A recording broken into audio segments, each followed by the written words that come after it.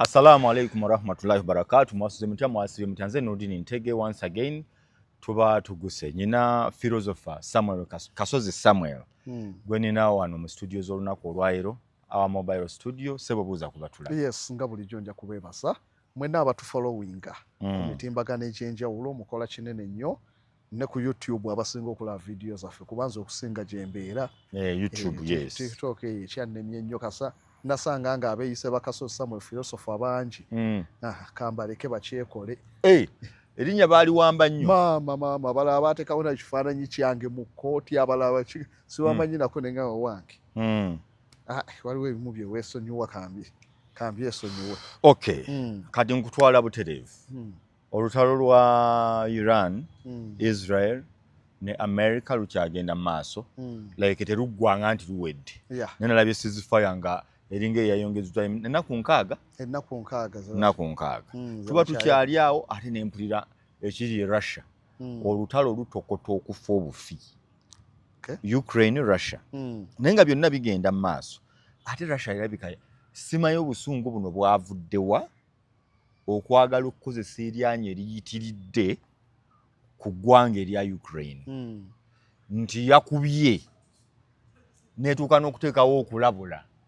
nti infact bwe yabadde erabula yagambye abatali bannansi mwenna mwetegule ekibambulira ekijja si muntu.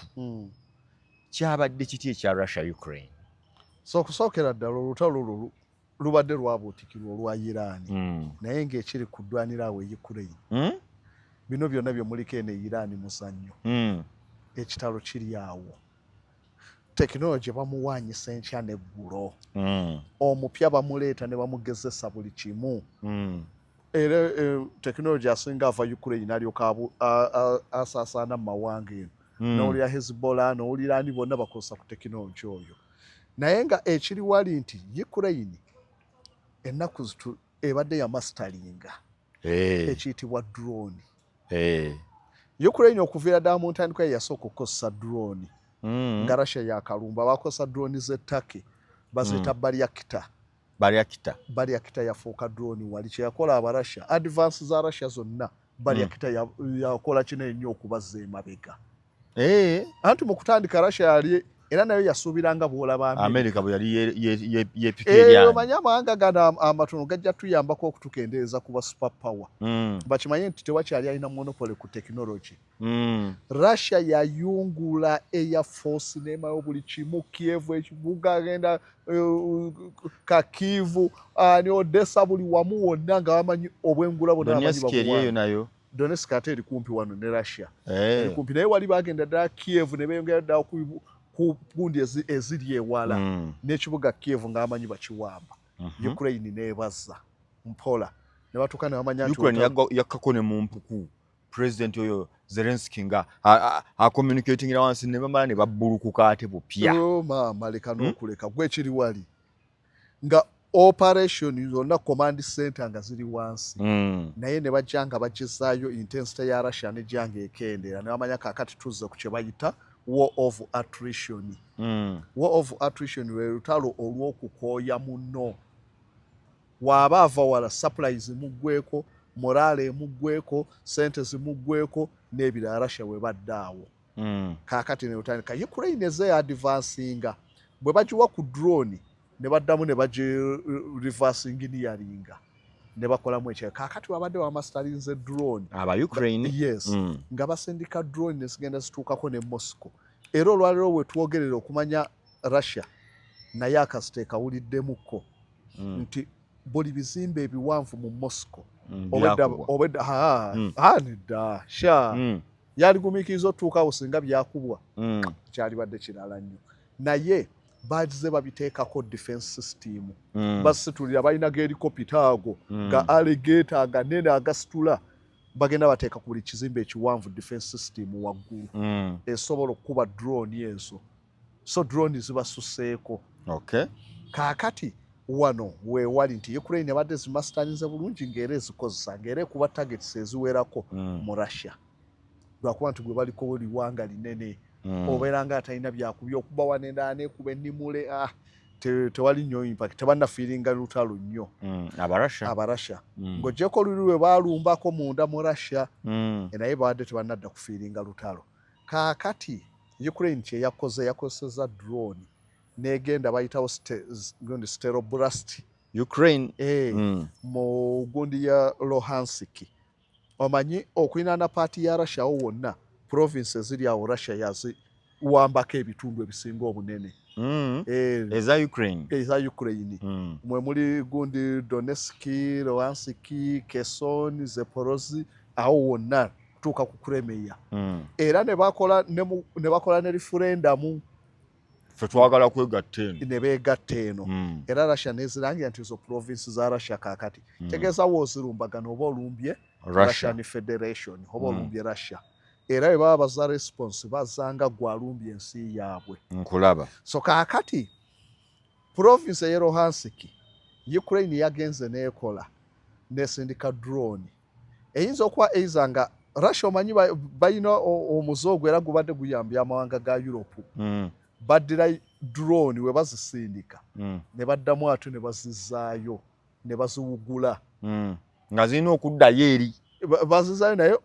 ekibadde kiriwo era mbadde ndaba wano nga Romania ekaayananga ne Ukraine egamba nja kuyamba Romania singa erumba Russia. Romania ekizimbe kinene ddala kya myaliro kumpi nga 15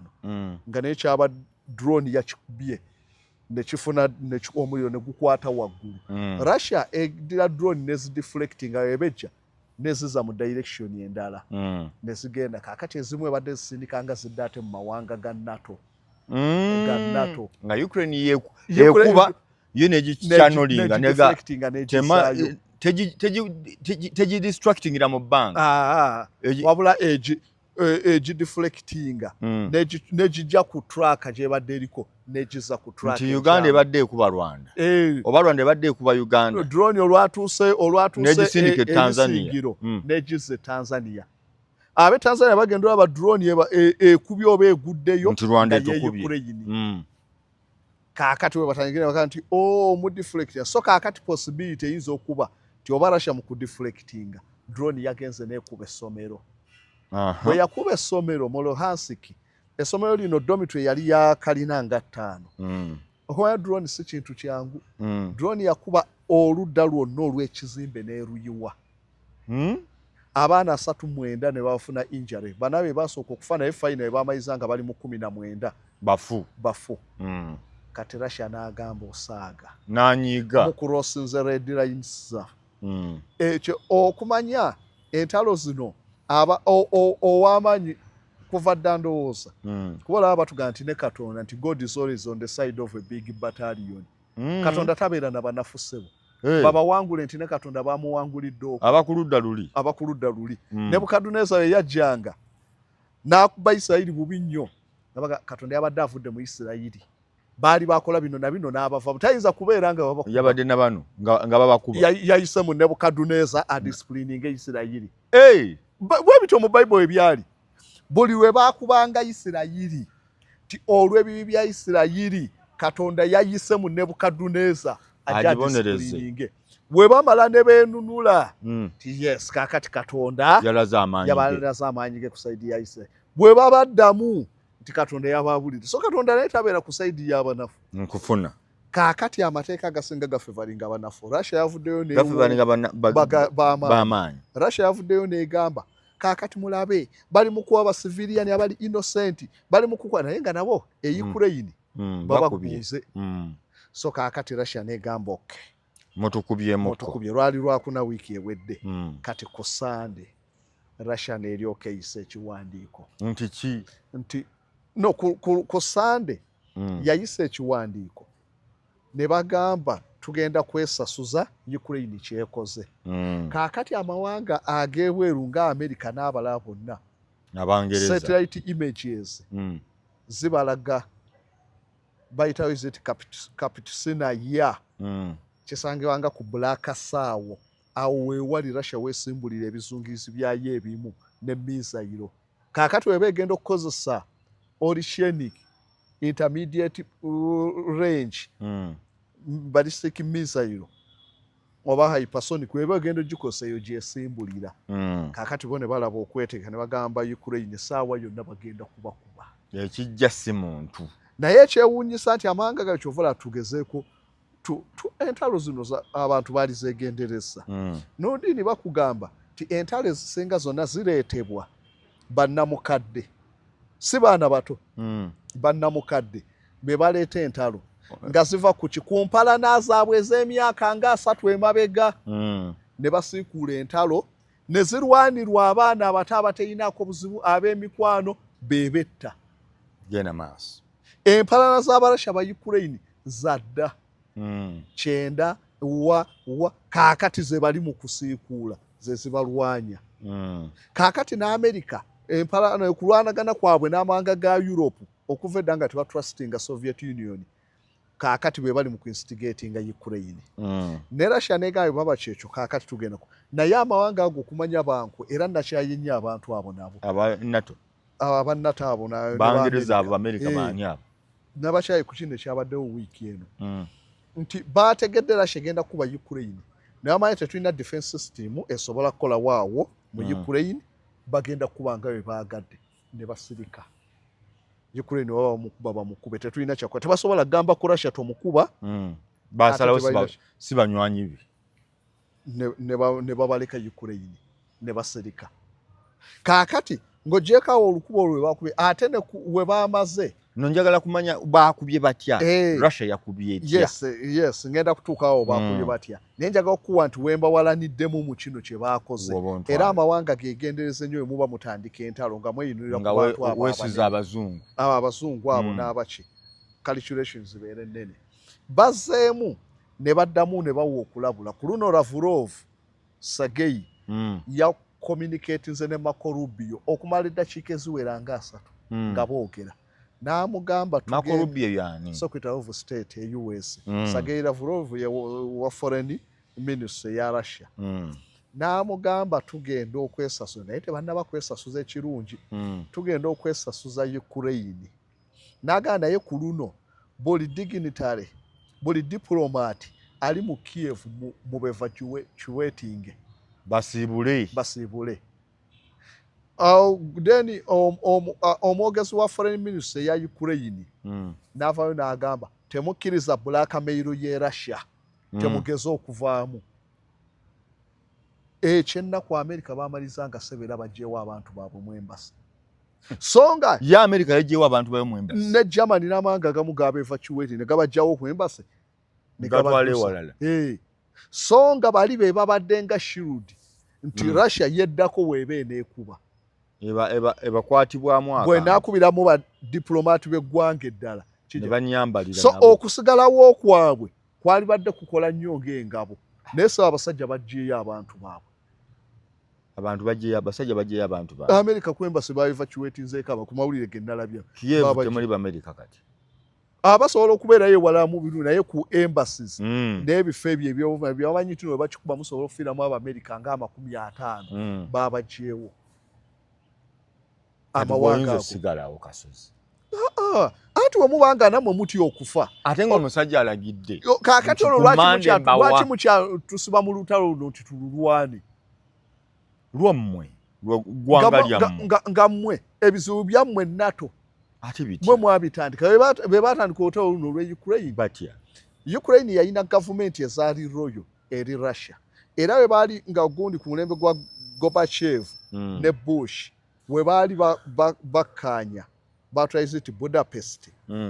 ne bagamba yes tokkiriza Russia satellite states oba amawanga agali under control Soviet Union tugawe eddembe lyago naye ne bagamba tetujja kukola kye bayita eastward expansion eya NATO tetujja amawanga ago kugayingiza mu NATO Russia nga kyeyagala naye sigazeewo amawanga ago agagiprotectinga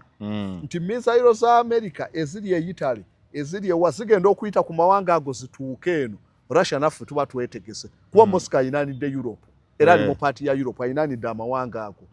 misairo za okuva wali ettake eddakiika 15 ziba zituuse okuva e Poland ate awo kumpi nnyo kanga nabo beesiga nti amawanga gano gasigalewo zigenda okuyita awo nga naffe tweyiiyiza bagenda okwekanga ggwanga limu kulimu lijja mu NATO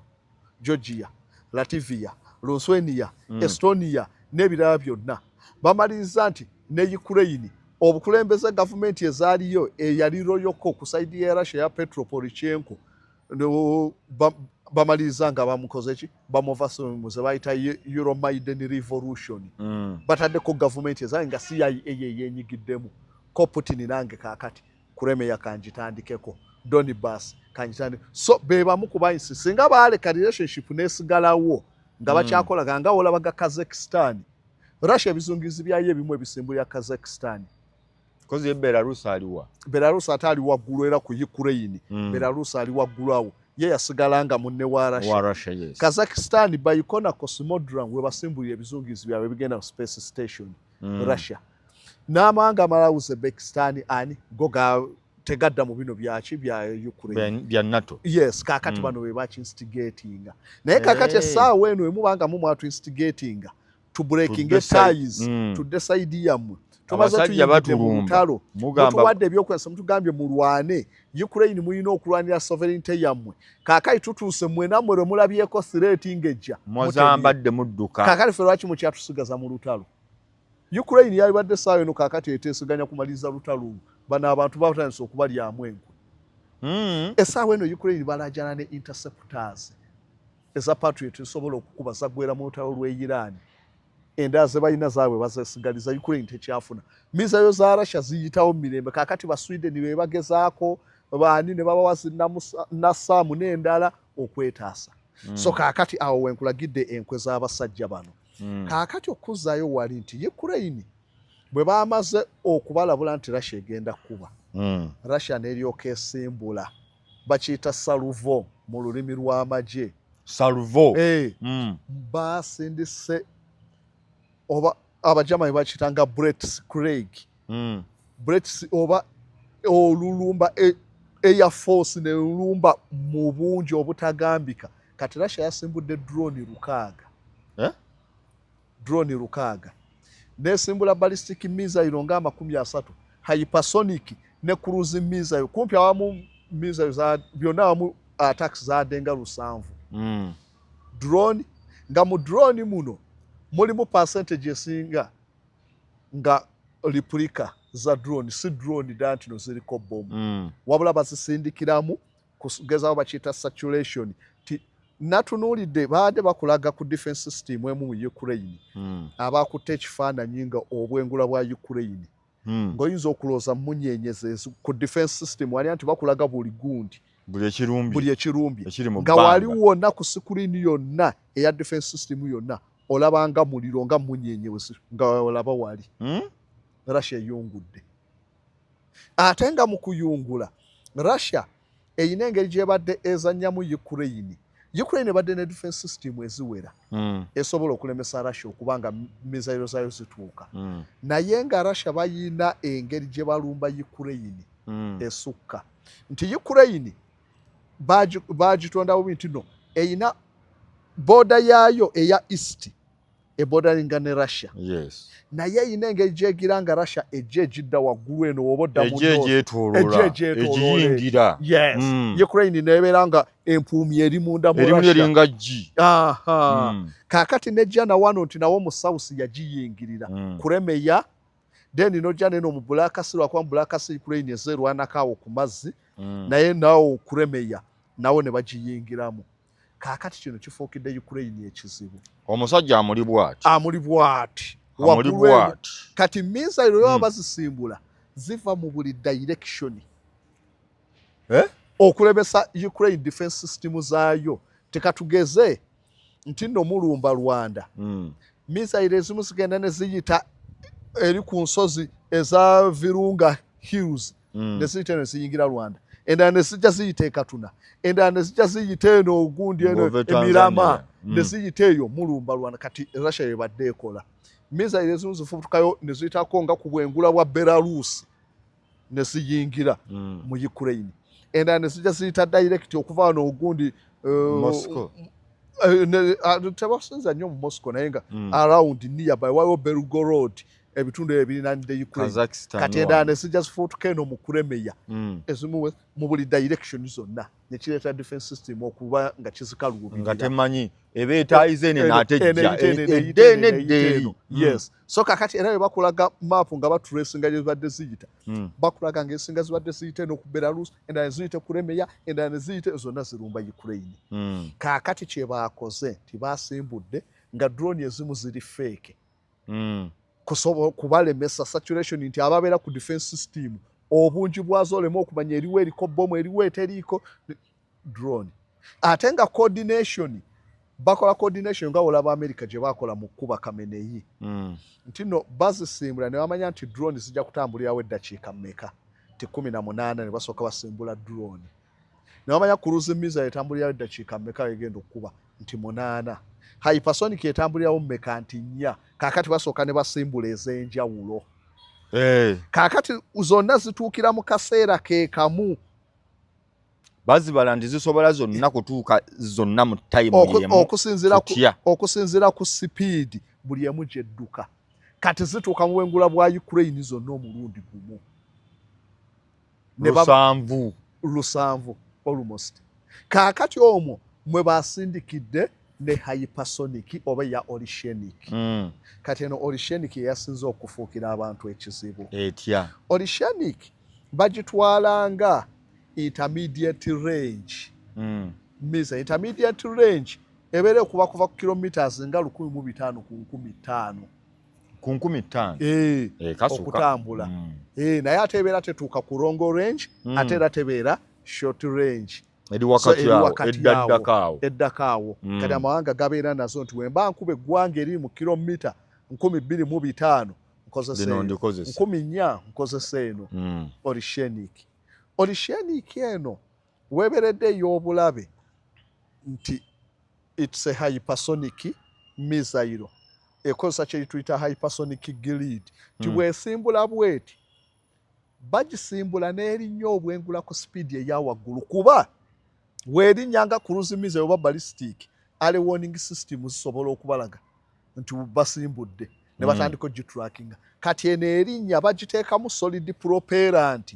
obuganga nga bulinga woolaba obubeera mu ssasi ezimu missile zibeera na liquid propellant naye nebeera solid kaakati ereeta combustion eyo ereeta amaanyi mangi upthrust force agagisindika ku speed we bagisindika ne gyerinnya obwengula negenda mu outer space neva mu space eno omanyi space eyaffe eno wotula gundi we baba batula eggwanga lirina obwannannyini ku space kumpi koma kilomita 100 mu bbanga eyo gye batwalanga space y'ensi weekoma okusinziira ku mudaaki baali bamuyita Theodore Van Kamani ye yasuggestinga era waliwo gye bayita Kamani line mu bbanga nti awo obwengula bw'ensi we bukoma kati wasigadde ba outer space era mu mateeka agafuga outer space laws ndooza gaali ga mu 73 bagamba omuntu waddemba okuyisa ekintu kye mu outer space so nga w'oyisa ennyonyi mu bwengula bwa Uganda bajja kubuuza olaga no man's land mu outer space no man's land kyovalaba satellite zeetala n'eza Iran ne ziyita ku America eza Russia ne ziyitawo eza America ne ziyita Russia nga mwenna mutunula muti oli ali mu no man's land naye giyisa mu kilomita 2 mu bwengula bagikuba owulire so awo obeera oli mu bwengula kaakati eno missile erinnya n'etuuka Kamani line n'egenda mu outer space n'egenda mu exosphere mu bbanga missile eyita n'ennyonyi zetulaba ziri ez'omukka gye ziyita obwo obunyonyi ate buyita na kumpi kilometers 812 awo ez'amagye ze ziyita mu 16 kilomita waggulu n'ezo ziyita kumpi nnyo awo tuba zino ez'helicopter ziyita na mu stratosphere ye space y'obwengula okuva ku nsi ogenda kilometers nga 5 nga 10 mu bbanga era mwemuli ebire mwemuli oxygeni mwemuli biki ebyo byonna mu bbanga eriteri kati troposphere yetandikawo paka mu kilomita 5 mu bbanga kilomita nga sizirabawa n'omwezi eggulu nga ndaba kilomita gatoloza kyekiri awo wonna woolaba olowooza kyekiriwo olabyewo siiringi anti ndabawo siiringi y'eggulu togiraba bwena kyolengeramu ndeeyo waggulu bakiyita ray leg effect nti rays okuva ku njuba zijjeza kale z'enjawulo orange yellow bikikati waliwo ezimu ezigenda distance ennene zezituuka ku nsi ne tuziraba endala ezikoma okumpi zibeera scattered ne zisaasaana mu bbanga olunaku lumu nekibikukako ate kibikkukeko ki enjuba etunudde wala tulabeyo eri ewala gye mugamba amaaso gammwe tegasobola mufune gundi telescope amaaso gammwe tegasobola eriiso terisobola kugazalinga kitangaala telescope zino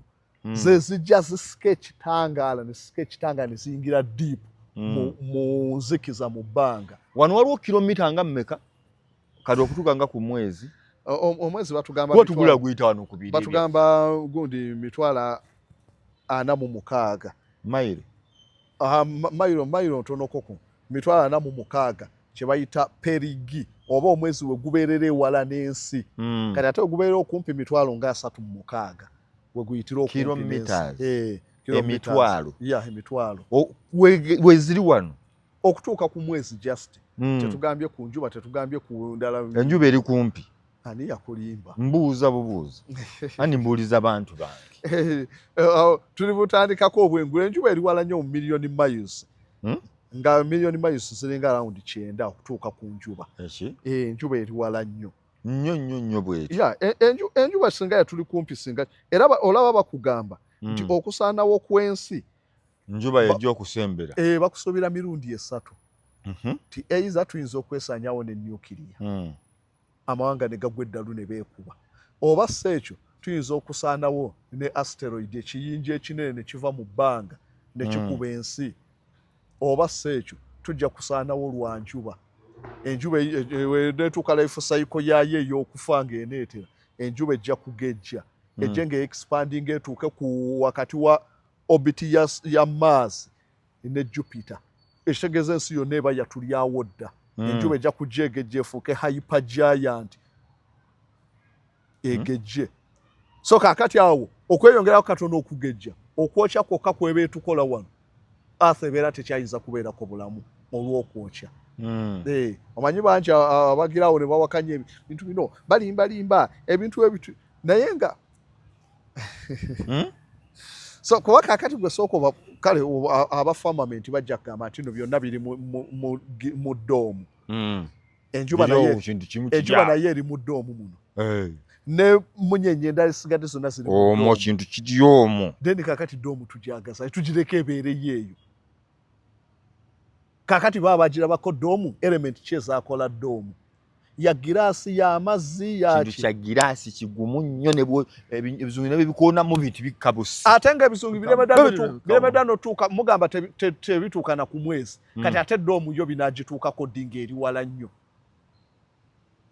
firmament gye badde ngamba gye bagamba firmament ebyawo lwazi ne bwoleeta ki anti batubuulire kale baba bategeera baba batuukayo olwazi olwo lwakolebwa element ki ezaakola olwazi tebakkirizibwa dutuuka ku lukambwe kale bo baalumanya batya anti buli lwabagendako kino kiki senjagala batubuulire ki ekyakola firmament eyo ya oxygen ya amazzi ya giraasi ya ice ki ekyakola element kuba tusobola okumanya nti no ice ekimukola kiki ekikola ebire kiki firmament yaabwe gye boogerako eryawo ezizimwe bitayita yo yakikaaya kujja tujoogereko so kaakati missile erinnya n'egenda wala nnyo then neetuuka mu bbanga n'eryoka edda mu acceleration olwo etambula etuuke gyegenda okgenda then weetuuka n'eryoka edda mu re-entry kaakati awo mu re-entry missile eno awo weesingira okukola kye bayita manuva tiwemuba mwagipimye nti bagisimbulidde wano Mmengo tiyeyolekera kitugumu nti egenda kugwa wa kitigumu yes eba wejja okugwa naye mwe muba mugitegedde wali mugikube olutuuka missile ebadde ekutte direct eyise ejjinja nemala ate esobola okuwetamu n'eyita ebutalejja ekube ekkoona lwaki bakiteekawo kye bayita hypersonic grid kibeera nga wobeera ne steering so kyo kivuga missile ebadde egenda mu straight line ne kikiteekako ka force katono nnyo n'erinnya kati missile oba gisimbula eti n'erinnya ne wamanya nti ejja kugwa wali we zibeera nga ballistic ezikola arc ne wamanya ejja kugwa wali weetuuka mu bbanga ng'egenda okukka nesooka ekka bweti neddamu negenda bweti kati gwabadde akirindidde wali ate se ekyusiza ekkubo ekitegeeza nti no defense system zammwe naye mulina multi-layer defense systems nga Isirayiri zeerina misaire eba ebadde oginze olw'okuba muwadde mugipimye nti kesimbudde bweti egenda kugwa wali bala kilomita n'obaza egenze mu bu altitude yenkana ki eddukira ku sipiidi ki katugitegere wekira bweti egenda kukira wano ne muteega bagera nti netandise eri entry ne balyoka basimbula interceptor ezikuba gundi eyeewala ennyo interceptor esobola okugenda kilometers nga 280 mu bbanga zigikubira eri so kakati waba tolina defense system bwezityo nga zirina interceptor esobola eriko booster nga tenatandika kukyusa bigundi kakati US we bakosanga standard interceptor esobola okugenda kwa standard interceptor basobola n'ogikosa okuba satellite mu bbanga ezo US basobola okugisindika n'egikubiranga mu kilometers nga 4 mu bbanga naye obuzibu nti no mugenda okugipima nti mugenda gikuya mu kilometers 4 nga gye wadde omanyi egenda kuyita wano yakyusizza n'eyita ewalala so kakati kasita interceptor yeremwa netegikuwa kakati mulina kudda ate kweddako leyo eddako nemaya katutekewo Patriot ekube kilomita 280 ne mugisindika misairo ng'ate ewesezza direction endala neyo n'emisinga so awo muba mulina okubeera ne okulirayinga kuziddako awo we muba temulina awo mulinde kigenda kuddirira Ukraine balina Patriot interceptor ngera US zebadde ekozesa eno ti Patriot ziga kilomita 280 altitude gyesobola okulinnya okubira eyo misairo so kakati weesukaawo nga eno hypersonic yakyusiza trajectory oba direction Patriot n'emisinga ng'oluba wedde kati eno yabadde etya ati yeno hypersonic mbadde nkyagikunyonnyolako so kakati bwemala okutuuka nga ekomawo kye bayita re-entry bwetuuka nga etandise okukka bagikola kyenakugamba ze bayita multiple independent targetable entry vehicle nti misairo ebeera emu nga naye bagikola wano ku mutwe gwayo nga bakola ne basibirako misairo endala nga 8 sub misairo oba sub munitions so bwejja teri mu kimisairo kimu wabula olutuuka okukka nga yeyabya bweti ngeyabya kanga ekimuli bweti yes ng'epapa jobidde side nga misairo zino nga buli emuvaamu obwana bwonna bu misairo naye nga buli ka misairo distraction gye kakolako kuba weebeera kati nga hypersonic vehicle yevuga esobola okwetika bu misairo obulala 8 nga buli ka misairo kaweza usenga ziba za nuclear kaweza kilotons 15 eyakuba Hiroshima yali ya 15 kilotons so kakati kano buli bu misairo obwo 8 buli kamu kaweza kilotons 15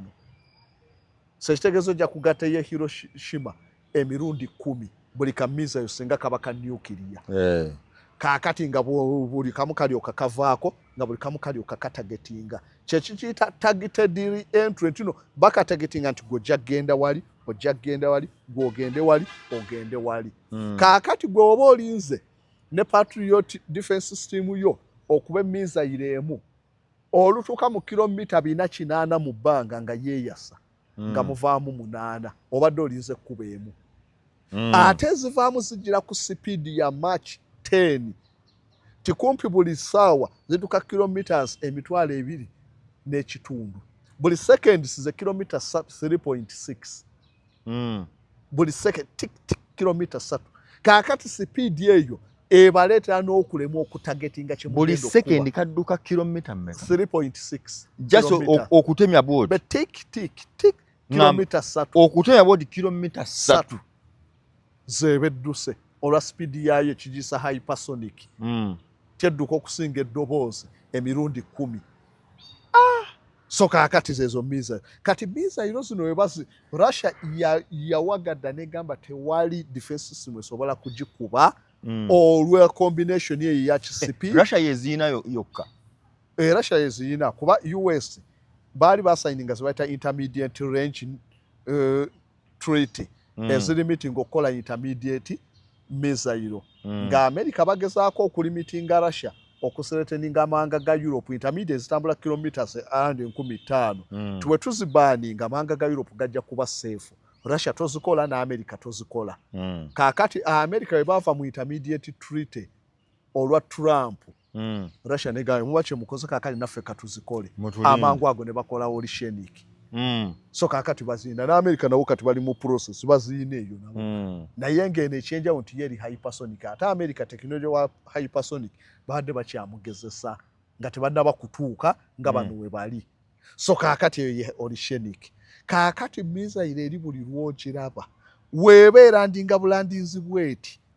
olabanga kumulisa kiba nga flash ya kamera bwetyo bwekola mu bwengula ng'ekibyansi ekikola ngeyegwe olwa speed kati kireetera okubanga kizibu okugikuba olwa speed olw'okubeera hypersonic ebyo nabigireeta okuba nti kakati Russia buli lwe baginyiza ng'ekwatako ku hypersonic kati yakagikozesa emirundi guno gwakusatu naye kuno yakozeseza hypersonic 2 kyovala level ya destruction yabadde nnene nnyo mu kibuga Kiev n'ebitundu ebirala kati yakoze etya wootunuulira kakati Kiev obudde bwatuuse okukya nga bakyali mu kuzikiza muliro yagudde etya njagala kumanya bwe yagudde no ati kakati okugwa okujjako ng'oggyeko footage owa kamera ezimu ezaali zikwata ze zaakwatanga naye olabanga kimyanso kya kamera bw'ebeegwa flash gy'olaba ng'ekuba flash gy'olaba olaba speed eba waggulu eba speed eyo nnene nnyo era missile eno ne baba tebataddeeko bomu neegwa bugwi bweti destruction eba nnene nnyo olwa kinetic force destruction eba nnene nnyo so kakati eyo ye missile nti olwa speed eyo level ya destruction nnene nnyo kakati we baakubye Kiev baakubye industrial complex ez'enjawulo naye ng'olaba ebizimbe akamu we kaagudde ebizimbe nga 5 byonna byasesebbuse n'akalala gye kaagudde so level ya destruction yabadde nnene nga bugudde olugwa lumu yes nti kano kavaamu ne kagwa kali ne kagwa ewaako na kali ewaako na kali ewaako gw'olengera ku myasa kwokka ku myasa kwokka targeted re-entry so kakati ye Oceanic intermediate range kati eyo ye weapon Russia gyekosa buli lwe mugitawaanya ng'ejjayo yagikubye mu Kiev nesula ku muliro eyasuze ku muliro kuba nalabyeko abamu abawa obujulizi ba resident nga bagamba tibaatuuse ne balowooza nti obulamu bukomye bane tusaasira abantu baligwe hola ze balaba baatuuse nga missile landing oli nalowooza nti obulamu bukomye tinooza ensi ekomye nga Vladimir Putin aweereza obubaka mwasa abantu ba naye amawanga aga West ne gatagamba nti katutuule tukendeeza obulumi bw'abantu buno ne basigala katwerage kaakati awo wewali obuzibu nti olutalo olulabika ate lujja lulinnya feezi nti luli babadde nga beddako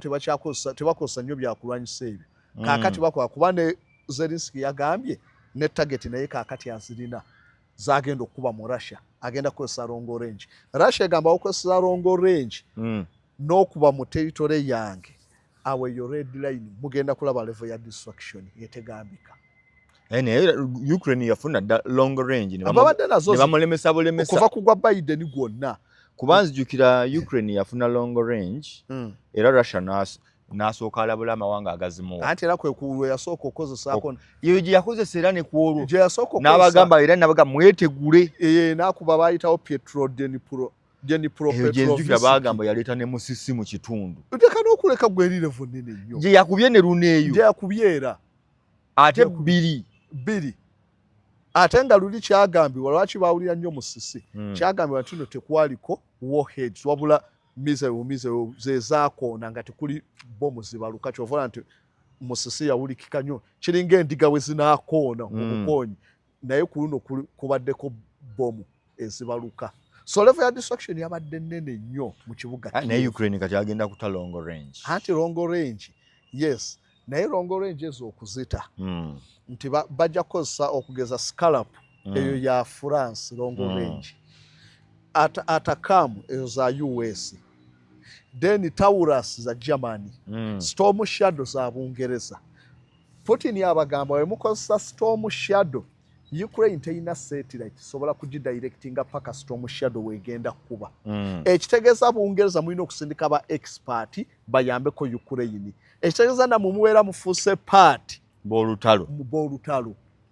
ekibafuula target eri Russia ekitegeeza nange nsobola okukuba embase yammwe Ukraine sobola okukuba ewali amagye gammwe oba badifayisa Ukraine ate awo level ya escalation eba yeeyongedde kati ekireetedde amawanga ago kubanga gabadde geekomangako yagamba obutongera lutalo kweyongera temukozesa longo range muzikozese koma mu territory eya Ukraine. Olowooza Vladimir Putin agenda kukola atya kati ku kino kiyaleese singa longo range yadde okinnyonnyodde Ukraine ogirabawa mu maaso no Ukraine nze ndabanga yerwanyeko era yokyebasa naye nga ate ojja kwebasa n'amawanga agasupportinze Ukraine amawanga gawadde Ukraine ebyokulwanyisa n'ogenda ku base ya NATO e Poland gye batrainingira aba Ukraine mu byokulwanyisa ebyomulembe waliyo abasirikale ba Amerika basukka ne mutwalo gumu base bali mu kutraininga Ukraine kuvuga nnyonyi kuvuga tanka kukola biki byonna technology omupya yenna bamulina n'ebyokulwanyisa ebiri wali ate ne Russia nayo gitenda kubeerwanye n'amawanga ga NATO kumpi amawanga nga 36 gonna gabadde gawa Russia erwanyisizza amawanga kumpi Europe yonna n'Amerika Canada South Korea ne bandi bonna boli omu bali mu lutalo Russia bakutte lumu kakota Russia alwanaganya nabo kakati ennaku wetwogera 0.557 1.5 bukyanga olutalo emyaka 3 sesa tuju kuva 2022 mu gwokubiri Russia erwanagana nabo ebalaga nti weeri economy etambula buli kimu kitambula so Putin omuwa respect alwanaganye n'amawanga ago kaakati nti Ukraine singa olutalo lunaatuuka ku phase eyeddako olwo luba lutandise okugenda out of control bwe lunaagenda ku phase eddako ki ekiddako ogenda kulaba level ya destruction ennene nnyo etegambe America olutegenze duyingira direct tesobola Bungereza kuba nalaba n'abantu bagamba oguza amafuta ku gundi olutalo abantu bagenda gira tebasobola na luyingiramu Ukraine ogiraba wanga tugenze ku phase level ya destruction ejja kuba nnene ku side ya Ukraine ate nga ina long range rosa destruction ya scalp oba ya Storm Shadow long range ya man tetuuka ku effect ya submunition ya kamwaka oceanic kuba eno the ballistic missile na cruise missile naye yagikubye n'agireka mu kubiro eriwa eyo gye baakubye ku Ukraine kiyevu obwedda buli omu asansabaga busansabaga no kiri kyabadde awful nnyo Russia teyakozesezza eryanyi lingi ndabanga yakisusizzaamu yadde kaleba amawanga gano gonna ga superpower lyeddalu lyago kuba America naye we yali ekuba abaterebaani eryoka ekozesa ogundi mass of all bombs olaba nga yali teyeetagisa na kukuba naye ne bagikozesa bagirabe bwekola so kaakali n'abantu babadde balina okugikozesa bawoninge baateekawo kanga abaana buli lwokola bwoti nga nfukumula buli lwokola bwoti nga nfukumula so kaakati lyejjoogo ly'amawanga ago ti America bakozesa Afghanistan ne bajja ebyo twatugezese tugirabe bwekola nabano kaakati excitement yo naffe katugigezese Ukraine bwokola bwoti okudisciplininga obutadda kukikola okukakasa nti tonzannyirako katukozesa